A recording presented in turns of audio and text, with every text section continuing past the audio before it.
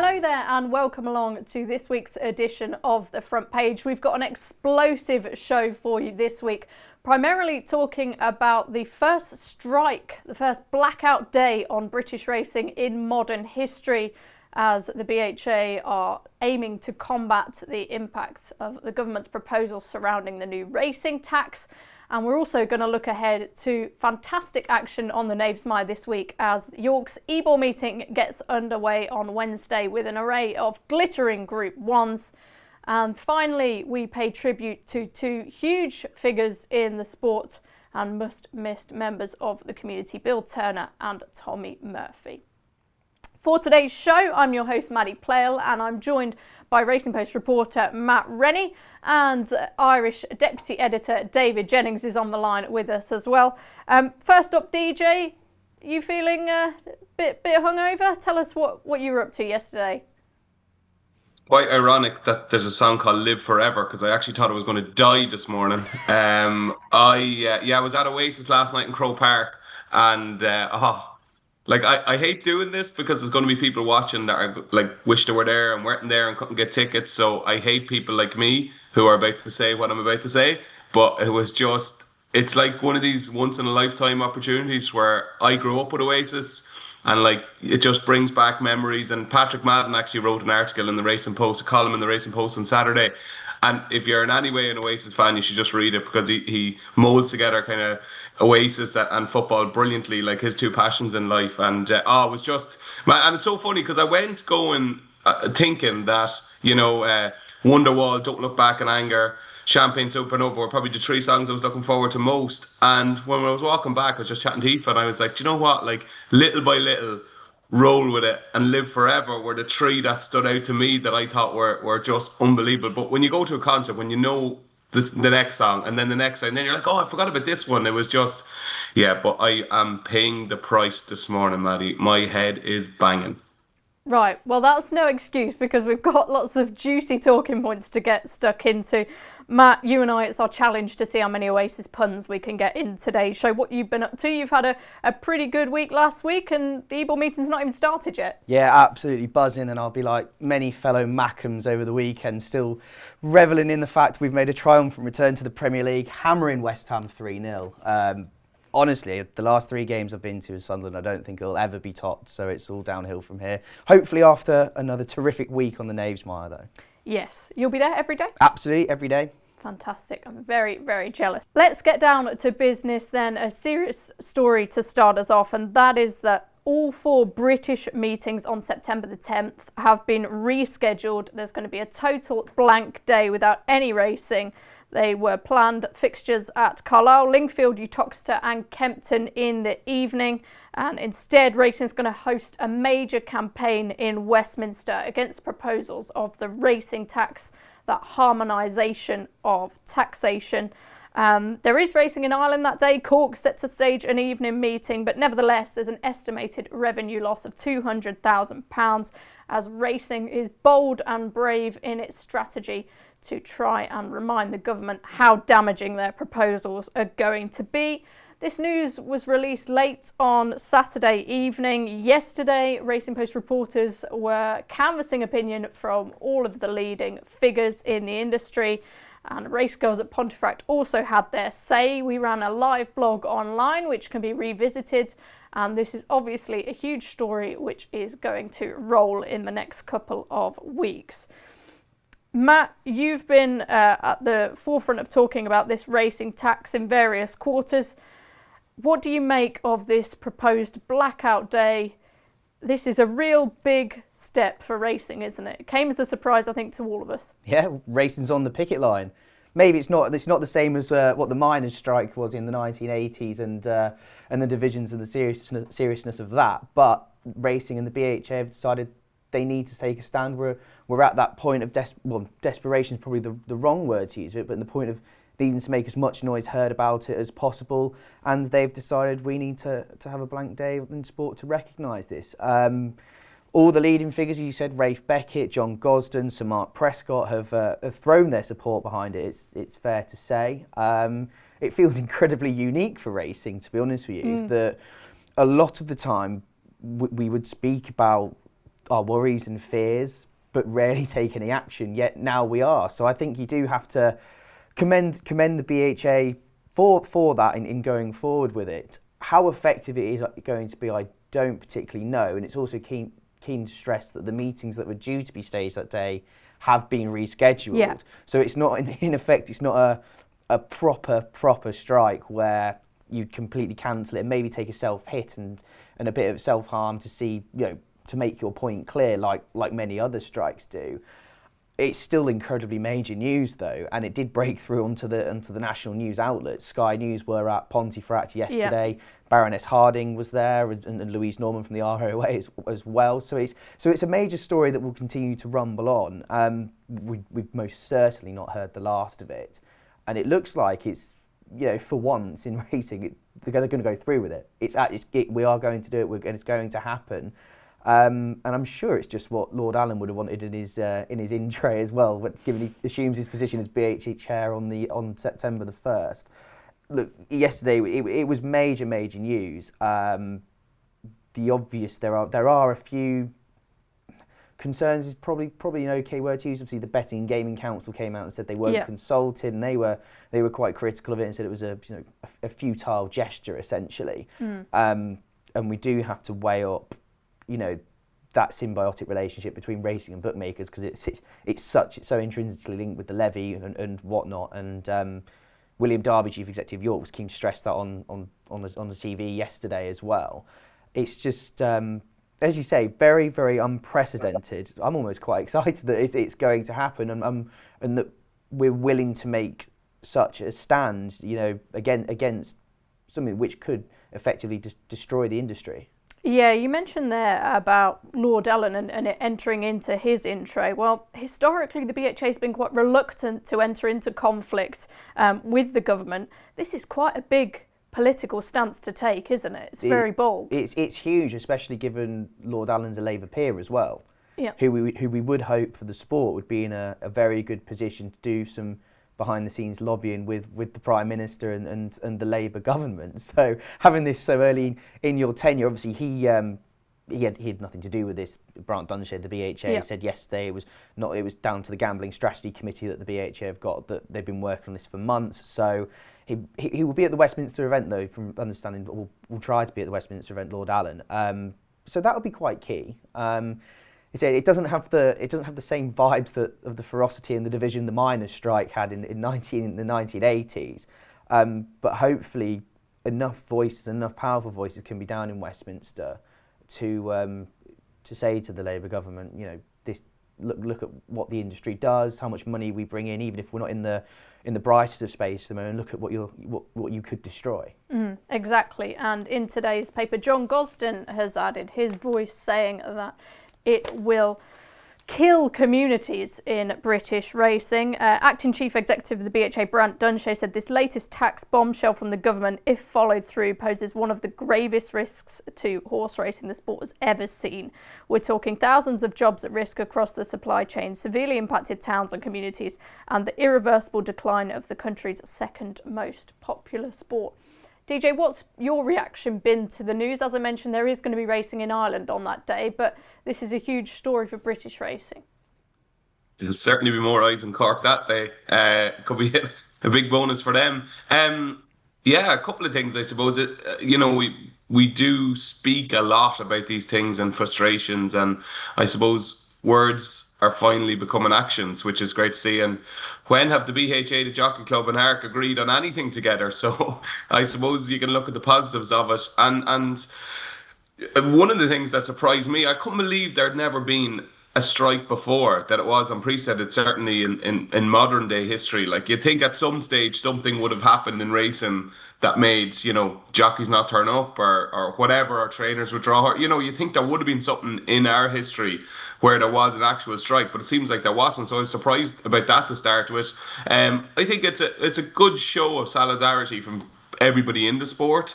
And it's only things like these, the kind of nuclear options, that are going to basically make an impact on the people it needs to make an impact on. So it seems to be, obviously it's September 10th. It's not, the first day of York's Ebor meeting that's been cancelled. Like, so it's it's kind of like it's not a massive day, but it's still a day of racing where there will be no racing in Britain, and that's so rare. So hopefully it will have the necessary impact that it needs to have, because as you well know, Maddie, this is getting very serious.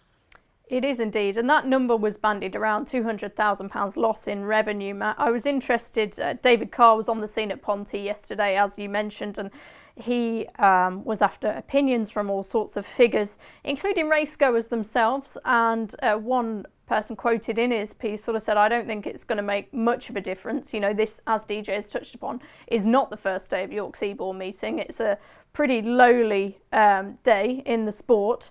And he thinks that the government have already decided what they're going to do, and this is just going to be futile in response. What do you make of those comments? I can very much understand that, actually.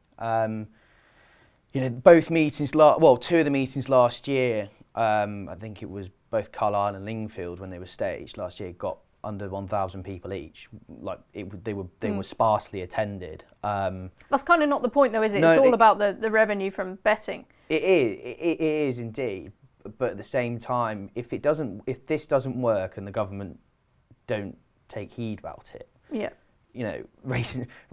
It's great that we're doing it, but we've also backed ourselves not into a corner, but we've backed ourselves into a sort of along a journey where if it doesn't work, then what do you have to do? Do you have to you then have to step it up a bit more? So do you then strike on, say, Paddy Power Gold Cup Day at Cheltenham down the line, and then if that doesn't work, do you then go even bigger and bigger? So the racing needs to be brave with this. And it's already been pretty brave with this initial move. It's been brave, but it might have to be incredibly brave, basically. And I think we all have to be in this together in a way. Definitely the horsemen, trainers, jockeys, owners. He said it's rare to have such unity between most people. Given we have been used to boycotts and stuff before in the sport. We've had prize money boycotts, but with trainers not entering horses in races and stuff. And obviously, 50th anniversary this year of the stable lads and lasses strike as well. But we all need to be in it together. If we're going to keep that way, we need to keep in it together and be incredibly brave. He said, I have some of my reservations about it. I mean, one of the bookmakers at Pontefract yesterday said it is just a Monday and Wednesday that we are striking. But at the same time, it's on the eve of the St Ledger meeting, so there'll be a lot of talk in the media about the St Ledger and stuff. Of course, that Keir Starmer attended last year. Exactly that, and it'd be interesting to see if he does go to the St Ledger this year. We just need to be, so all in it together. We've sort of made our own bed, and we've got to make it as comfortable as we can now. Indeed. What do you hope comes out of the campaign that's going to be hosted in Westminster? Well, hopefully not tax harmonisation, hopefully not harmonisation of racing betting alongside online casino and slots. But I hope the government will listen to what we have to say. It feels like at the moment that we're shouting our voices, they're shouting our voices, but all from a distance. So it'd be really good if we need the most powerful figures there and the most influential figures to really go there with a bookload of evidence to say, look, this is what will happen if you do this. This is what the sport brings into the communities and the economies. And we need to bring it to Lord Allen as well. He said I think he's going to be absolutely integral to this, even if he's been in the post officially for 10 days. He is a Labour peer, as we said. He's going to have a completely influential voice, and hopefully in the ear of Mr. Starmer and the Treasury. It's going to be fascinating to see how it plays out from there. He said, what else I'd like to see? Probably less division between the bookmakers and punters and the horsemen that are doing the strike. Obviously, the BGC statement suggested it's a bit spiky at the moment between the two sides. And he said we need to almost be in it all together, but at the same time, strikes aren't meant to be all rosy and everyone's like, come on, let's go. Strikes do cause divisions within sectors. So yeah, that's hopefully what I'd like to see. But hopefully we need to be in the ear of the Treasury now, because the autumn budget's coming up, and let's face it, we're in a position where it's looking quite bleak at the moment, and we need to sort of change it round. Yeah, exactly that. Of course, it's not a strike as many people would know it, because we're dealing with horses, and horses need to be looked after, and the stable staff and trainers will still be in action on that day. It's just the action on track which will be missing. DJ, how do you think racing has positioned itself with the government if we're talking about, you know, a full blank day, people congregating in Westminster? This is a direct action to the government, isn't it? What do you make of how that's been positioned? Yeah, sure. It's a direct hit. Yeah. And as I said earlier, it's one of those situations where, you know, talking can only do so much. Like, you have to, you know, there's certain steps along the way, and this is the next step. This is getting right in the faces where it matters, and hoping is it, though, that it's going to just with 4 meetings? Would you like to see more? Sure. I suppose what's the next option? Have it on Ledger Day, or have it on British Champions Day? Do you know? Like, then you're shooting yourself in the foot completely. Like, do you know? So it probably was a tricky one. It was tricky to try and kind of figure out which would be the best option. I think this is probably the first option. You know, there's still meetings on. It's not a massive day. There's still meetings on, but it's still a blank day. So I think you're still getting the message across. Look, it's a tricky one, Maddy. It's a tricky one to decide what's the biggest nuclear option available to you. But look, it's a start, and at least people are working together to try and get the right result. Totally unprecedented, the strike on racing, which will happen on September the 10th. More of that next week, and follow the story live as it happens on the Racing Post website. More content coming your way on that. Now, from an explosive action by racing to explosive action on the track, we're going to discuss the impending York's Ebor meeting just after this.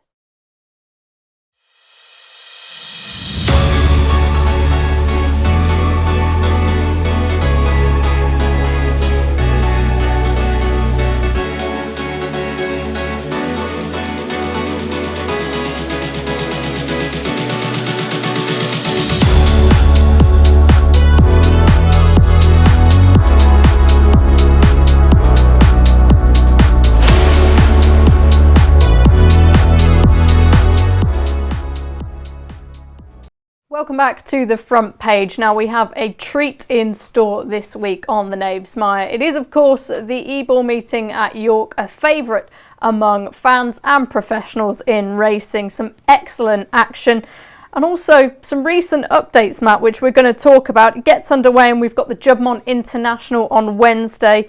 The field's just been announced, but very interesting betting activity in the fact that Delacroix was a significant drifter. Whirl was cut for the race, the Ballydoyle duo. Only Delacroix has been declared. What did you make of that? Yeah, very, very interesting. I know a fair few people, including myself, were a bit like, why is this happening if he's going to be declared and not Did you run? just presume he's not going to run? Given previous with what we've seen before, you'd assume that a market drift like that, we'd be anticipating a statement that Delacroix wouldn't be running, but he obviously is, and Whirl isn't, and she probably might not be likely to come to the meeting unless she goes to the Yorkshire Oaks. They said the Vermeer, didn't they, after she won at Goodwood? Yeah.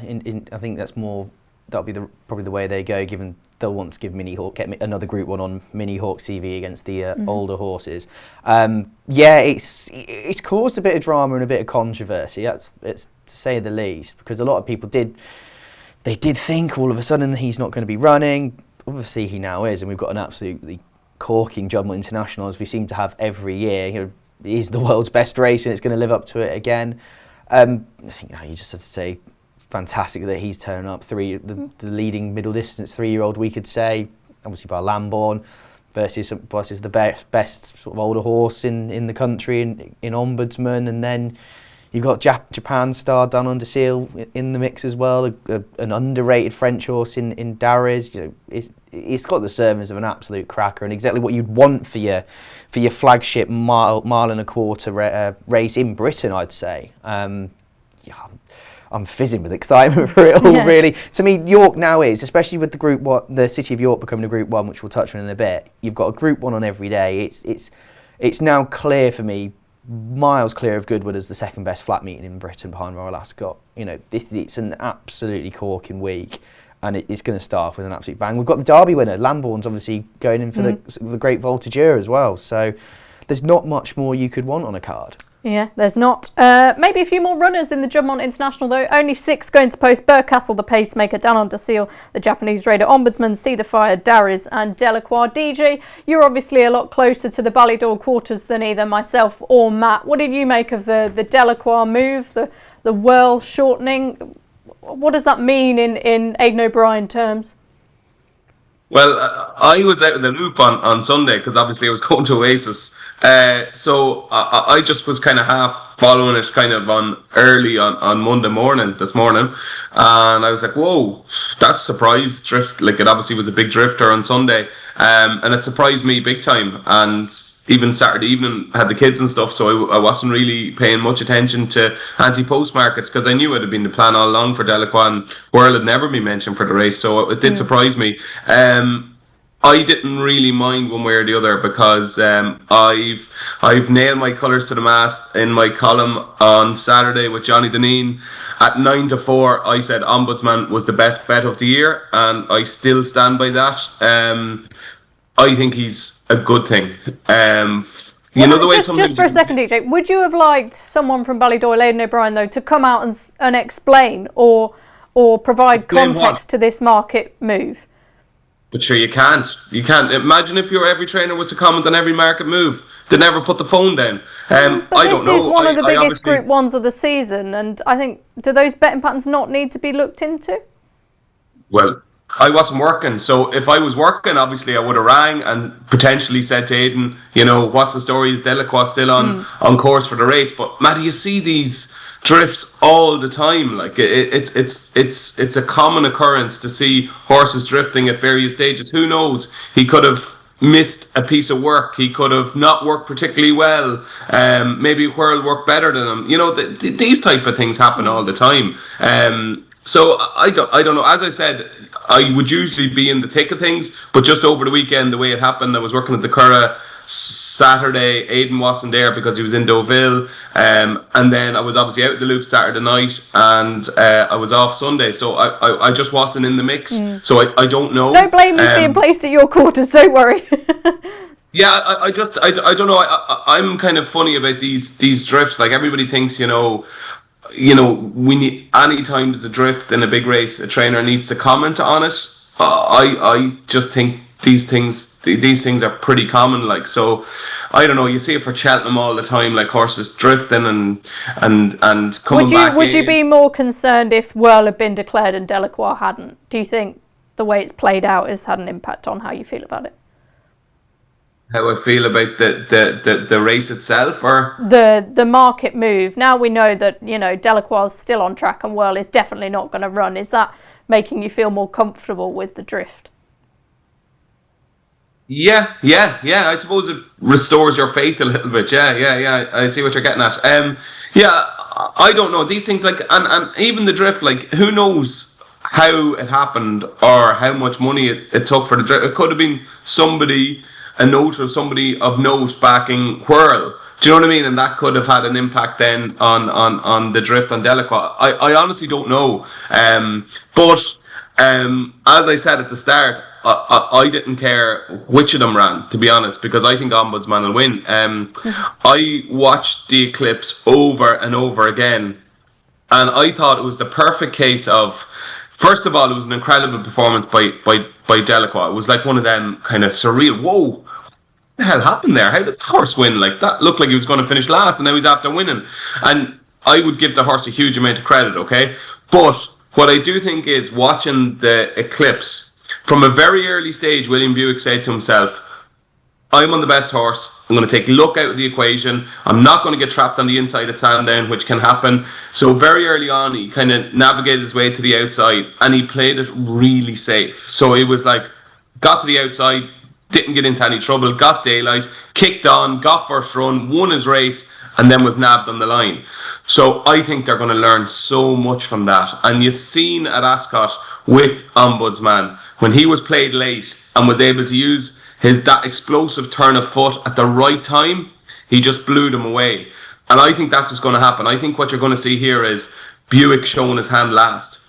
I don't think he's going to be kicking on 3 out or 2 out. I think he's going to sit and sit and sit. And it wouldn't surprise me at all if he sat behind Delacroix. I think this time you're going to see the real ombudsman, and I would be very, very disappointed if he doesn't win. I think he's a seriously good horse, and I just think circumstances probably conspired against him a little bit in that safety type of ride at Sandown. I think he'll win. It was a tough result to swallow for me. I was on him anti-post at 25-1 in the Eclipse, and I thought he'd won it and just got beaten, run out of it by Delacroix in the closing stages. Well, DJ's firmly with Ombudsman then, Matt. I'm with Done on to Seal. I backed him anti-post, tipped him up in the Weekender at 12-1. I think Japanese horses are always underestimated, but we know their class worldwide on the global stage, and that Shima Classic win reads very well now, with of course Calandagan coming out, winning his pair of Group 1s, and Rebels Romance doing well as well. Who's camp are you in?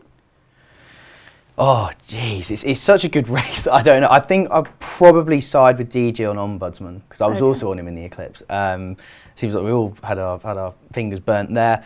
I just think it's from a reporter's perspective and a news perspective, it's got so many good angles and narratives that we could have from it. The Japan narrative is brilliant. Obviously, I think the trainer said Denong Desil can't go right-handed, so they've had this in mind for a long time.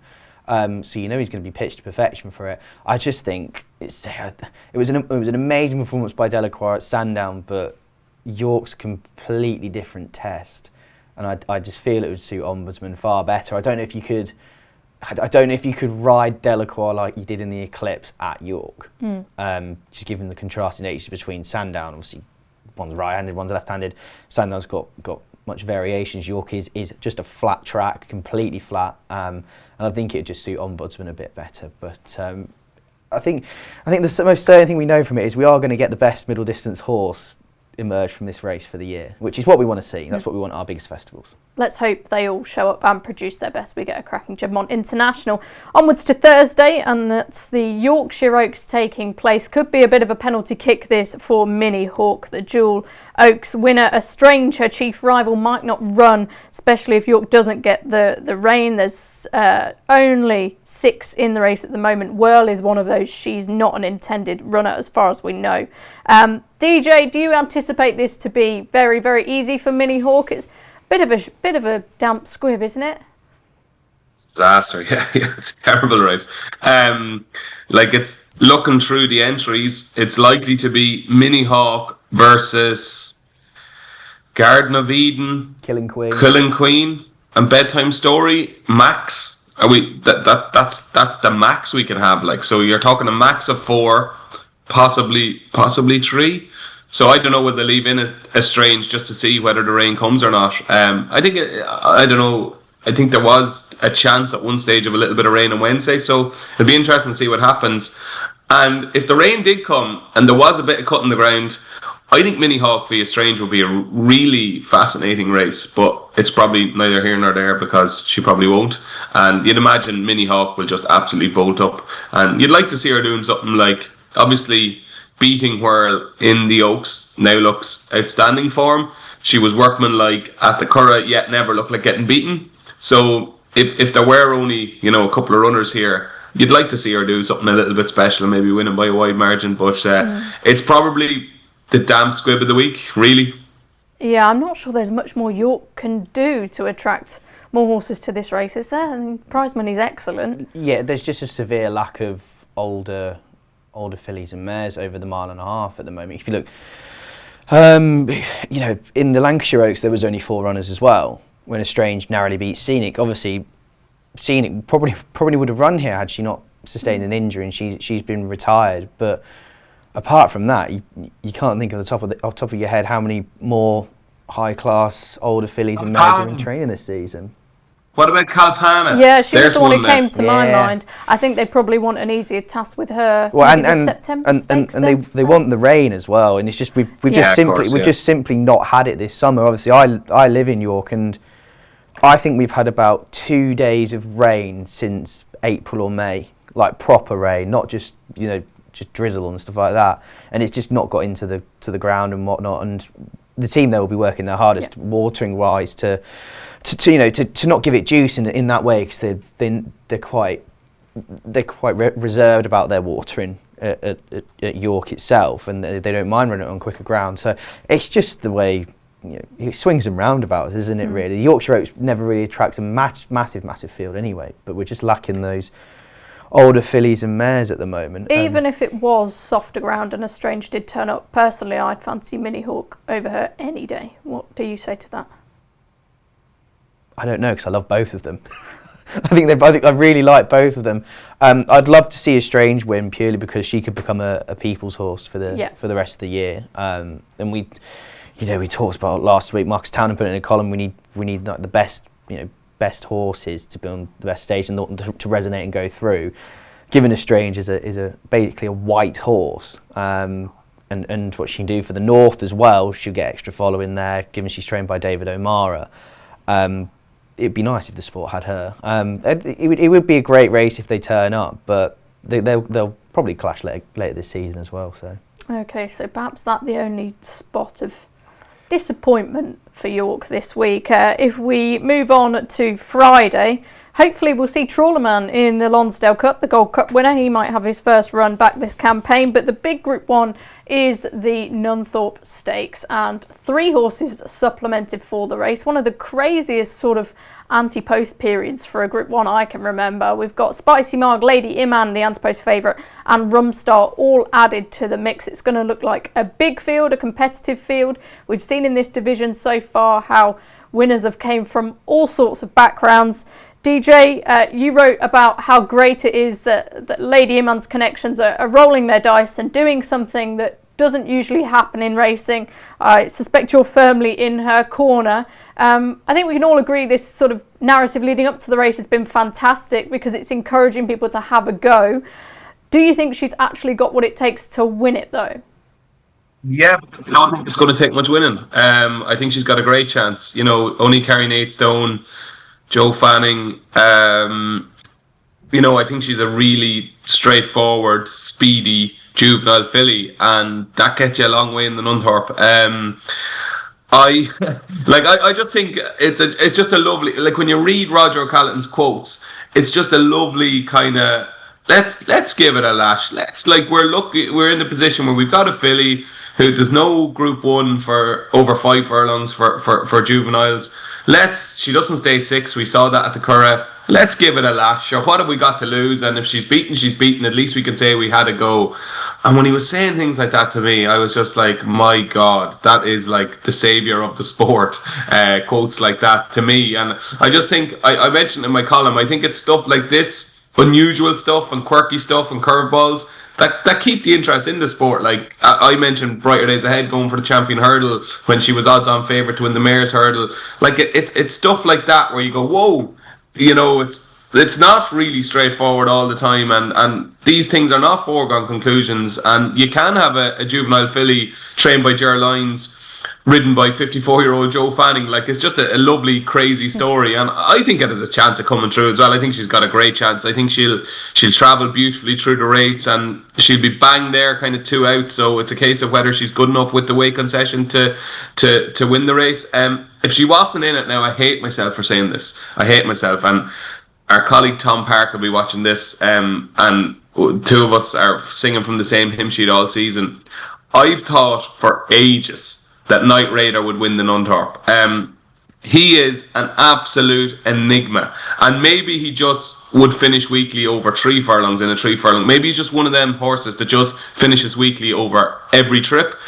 But I just thought there was something a little bit different at Goodwood, where he actually won his race convincingly and was actually going, a proper pace at the line. He wasn't properly folding at Goodwood. The pace he showed in the July Cup was astonishing, really. Like, when the camera angle at one stage, you were looking at me going, whoa, is he going to come back at all? Because he just seemed to be gone. And then he did his party trick and just fell into a hole. But one of these days he's not going to fall into a hole. And I go back to that run at York earlier on in the season, where I thought he actually ran really, really well in that Clipper Stakes. Inisharan, who's just gone completely backwards, won the race. But Knight Raider had everything in trouble at the furlong pole, and maybe he's straightened up, and maybe he's learning to race like he did at Goodwood last time. So he kind of would be the one that I've thought all along could win an Unthorpe.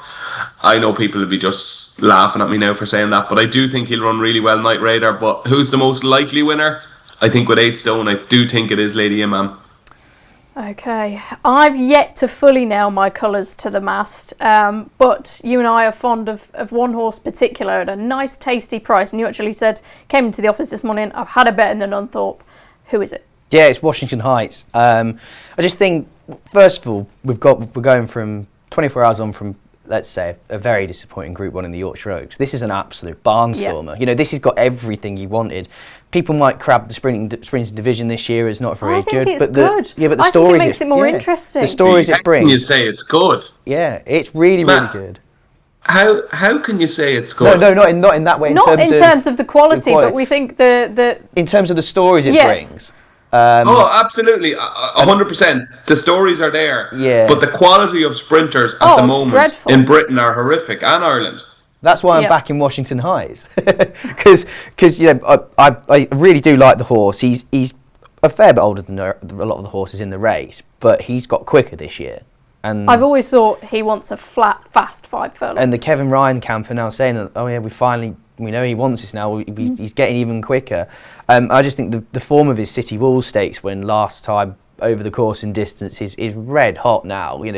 The 3 horses that finished behind him, 2 of them have won listed contests, and the other was JM Jungle, who won the King George Qatar Stakes at Glorious Goodwood. So it's, in terms of this year's sprinting division, it's very strong form in terms of the older horses. Obviously, the weight could be tell, but at 16 to 1, double figure prices, you might get 20s in some places. You might have tempted me. Anyway. I just find that's very, very appealing. And given what we've seen from the sprinting division this year, is that, as we say, it's not the best. We're in a bit of a dearth for this year's sprinting division. At least we've got the numbers. Yeah, we've got the numbers, and everyone's having their turn. And there's no better time really to have a play at a shot in the race, is there? So, yeah, Washington Heights for me. I really do think he's got a good chance. Okay. Well, he's kind of convinced me. Has he convinced you? Let us know who you fancy for York's Ebor meeting in the comments. We've still got another day to talk about. Of course, the feature Ebor is on the Saturday. But first, it's the Sky Bet City of York Stakes. The first year it's going to be run as a Group 1. There's also the possibility that Rosalien, who was ruled out of the Jacques Lamarwa on Sunday last minute, could pitch up here after suffering a bruised foot. All the old guard in here, Matt. Obviously hugely important for the track that it's been made a Group 1, but in short, who are you most looking forward to seeing in this race? Well, it probably would be Rosalien now, given what happened. It is touching back on the Delacroix drift, and this, what we were touching on essentially was the transparency of trainers and owners. Well, Richard Hanna, it's a bit lose-lose for trainers, I think, these situations, because he did say before Rosalien was ruled out of the race that he was in good form, still go in top form of the one they had all to beat, and then little less than 5-6 hours later he's out with a very, very minor injury. And as Richard said at Newbury on Saturday, he didn't know that he'd picked up a stone bruise then, but the first thing he had to do was tell the owner, and he hadn't been able to at that point. And whether we like it or not as punters and reporters, the owners do pay the bills, and they have to be told first, whether we agree or disagree with it. So it's just a bit of a lose-lose situation for everyone. You can never ever get it right. But I'm fascinated to see, how he can do this year. Well, in this race, dropping back down to 7, and also the fact that someone made is, gosh, you must be getting sick if you're either back in Rosalien or notable speech these days, because they all just seem to run stormers, but can never. I don't know if you can actually get their head back in notable front. Speech is the horse just obscured behind Diego Velasquez there, winning the Jacques Lamarwa yesterday. He put in a barnstorming finish, just narrowly denied. Kirat, course, winning the Sussex was the big shock, wasn't it? Yeah, indeed. And just more on the City of York. Obviously, it's the first 7 furlong Group 1 we've had in Britain. And fair play for York. They've been banging this drum and supporting the race for a long, long time. And they're going to get the field that a 7 furlong Group 1 should get. Obviously, Never So Brave. Marino Le Charlie's going to be coming over from France, we hope. And it hasn't sort of been impacted by the Hungerford Stakes last week, which is 7 furlong Group 2. You know, there's probably more. Is it not? I don't think so at this point, because I think these are proper Group 1 horses that are going into it. It wouldn't be very much like William Haggas, would it, to put More Thunder straight into a Group 1 like this, would it? No, nor having the likes of Rage of Bambi, and the only one that probably could have gone it was Witness Stand, but understandably Connections didn't want to supplement it, and if they've got an opportunity to get another Group 2, you would do. Maybe that's something that the pattern committee and the BHA and those who organise the fixtures can look into in the future, because it probably won't be the healthiest to have a 7 furlong Group 2 and a 7 furlong Group 1 within a week of each other. But for this year anyway, the first run of the Group 1, it's a corker, probably aided by Deauville's losses, York's gain with Rosalium. Yes, hopefully we get to see him. A fascinating horse for Richard Hannon. He clearly thinks he's the best miler in the country, and Rosalind hasn't quite been able to show that so far this season. DJ, any thoughts on the City of York? If not, who are you pinning your hopes on in the Ebor? It's all down to Rosalind, really, isn't it? Best horse in the race, 7 should be fine. I think he'd take the world of beating, and it's mad he shouldn't even be here. Like, you know, it's it does seem absolutely bonkers that you've 7 furlongs is such a specialist trip, and to have a Group 2 and a Group 1 within the space of a week each other is just nonsense, isn't it? Like, it's one of them you things when you say that. You say it's a specialist distance, but you've got a miler running over it. You know, lots of milers will drop down to run over the 7 furlongs, won't they? Yeah, I know, but you've got all the same type of horses, and, you know, surely it's going to impact on, like, when you even think about it, like, you know, a 7 furlong Group 1 a week after a 7 furlong Group 2, like, to me it just makes no sense. I don't know how we can't figure out a way of not having them within a week of each other, but obviously this is a new Group 1. One horse, I've been shouting about this horse for a long time, but he's got loads of ability, will need a bit of rain, but if he gets it, he won't be 40-1, and that's Pabarus for Ed Bettel. He's been bought by Watnan. I've absolutely adored this horse from day one. I'll never forget the first day he ran at Thirsk. He ran in a little novice stakes, and he was kind of nibbled at in the market, and he ran a real eye-catching race, and then he won at Redcar. And I remember chatting to the late great Alistair Down one day, and he knew the Bettel stable, and I said, will you ask Ed what does he think of a horse called Pabarus? I said, because I think he's a superstar after he won at Redcar. And he came back and he said, yeah, they think the world of him, like, and I just think one of these days he's going to, and he's still unexposed. He hasn't had that many starts. He only had the 7 starts.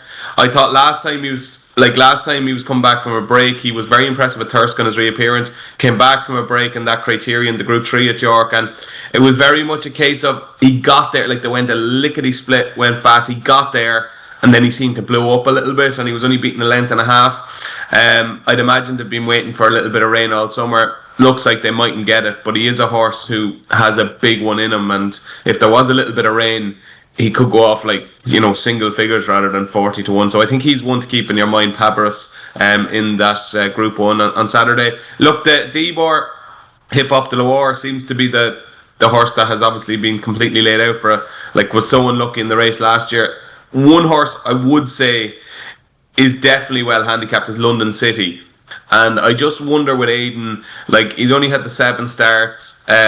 We don't know a great deal about him, but I just get the impression that maybe the Ebor, when you look back at that run behind Al Riff in the Curragh Cup, it just looked to me like it was a pipe opener for something. He just stayed on in his own pace under Ronan Whelan, and I'd say off 104 he could be a bit better than that, so I'd tentatively be with London City in the Ebor. A course winner over 1.5 miles, of course, as well, London City. That's always interesting. I think, Matt, quickly, who are you looking forward towards in the Ebor? God, I don't know just yet. It'd be interesting to see if French Master drops back down, back into handicaps after running in the Goodwood Cup.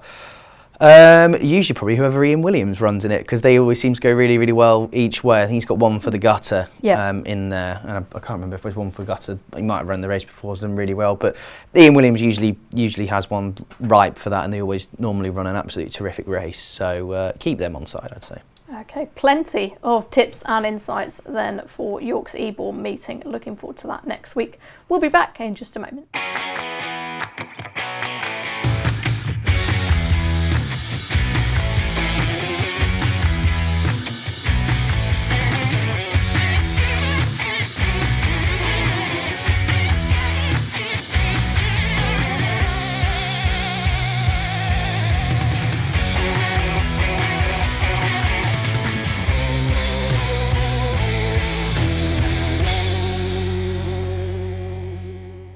Now, to end today's show, we're going to pay tribute to two members of the racing community lost last week. Sadly, Bill Turner sustained very serious injuries in a gallops incident last week and sadly died. A very enigmatic trainer, very popular trainer. Matt was famed for his riding of a zebra, which I don't think many people could achieve. A very, very sad loss. His family spoke brilliantly afterwards, and his loss will be felt for some time to come. Yeah, exactly that. And, you know, we're going into a week where the biggest and the best are going to steal the show. But racing needed characters like Bill, you know, really popular, down-to-earth grafters at the lesser levels who kept the show on the road, really. And, you know, he was the king of the Brocklesby as well, Yeah. it's a great title to have for the first juvenile race of the year at Doncaster on the first day. So, but racing needs those characters to keep the dreams alive for everyone, really, in terms of wanting to come into sport, and those trainers that are operating at lower levels. And he was a really good character, a really colourful character that the sport, you know, the sport needs much more of, really. And it's incredibly sad that he's lost his life after what happened. I really hope that Doncaster and the sport can find a way to honour his legacy and what he did. Hopefully, you know, for me, I know someone suggested it on social media, and I thoroughly agree with them that, you know, running the Brocklesby Stakes in his honour would be a really fitting tribute to a really good man. As I say, I've spoken to him on course at Doncaster before, and he's a really good man. So he's going to be much missed, and my obviously sympathies are with all his friends and family. Here, definitely echo that. Bill Turner also gave the leg up to a lot of promising jockeys in his time, was very much a supportive force to those. So he is in our thoughts. And DJ, across in Ireland, we lost a former champion jockey in Tommy Murphy as well. Tell us about his impact on the sport. Just on Bill Turner, first of all, like, it's tragic, like, absolutely tragic. Like, it's just one of those horrific things. And, you know, he just came across, I never spoke to him, never met him, but just one of them guys who you just admired for what they've done and how they built themselves up. And yeah, it's just I think it was it Dave Nevison put a quote on Twitter, his favourite racing quote. I think it was something I started off with nothing and I've still got most of it left, or something like that. That kind of a witty quote, which I thought was great. But he sounded like a legend, and they would have loved to have met him. So, my condolences to all the Turner family. Yeah, Tommy Murphy, another legend, like absolute legend. He was 88. And I think when Aidan O'Brien called somebody irreplaceable, you kind of go, whoa.